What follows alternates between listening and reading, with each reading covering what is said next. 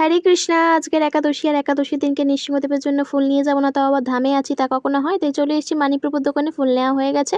আর এখান থেকে টিউবিটা এত সুন্দর লাগছে, তাই তোমাদেরকে একটু দর্শন করে দিলাম গীতা ভবনের কাছ থেকে।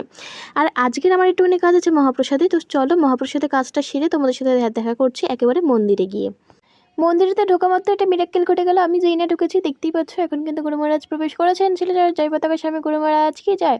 আর আজকের কিন্তু গুরু মহারাজের দর্শন পেয়ে আমি ভীষণ ভীষণ খুশি। এই শুভ দিনে গুরু মহারাজের দর্শন তো আমার মন্দিরে ঢুকতেই মাত্র পেয়েছি, এটা আমার সৌভাগ্য।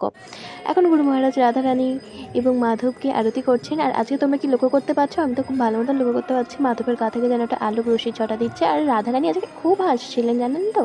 তো চলো, এখন গুরু মহারাজ আরতি করছেন, আর এখন আমি যাবো হচ্ছে নৃসিংহদেবের কাছে। নৃসিংহদেবের কাছে ওই ফুলটি দিতে, কারণ আমি তো এক্সাইটেড। এতক্ষণ ভিড় ছিল, একটু ফাঁকা হয়েছে। তো চলো, দেখতেই পাচ্ছ আমি কিন্তু চলে এসেছি নৃসিংহদেবের কাছে। এখন আমি ফুলটা দিয়ে নিই।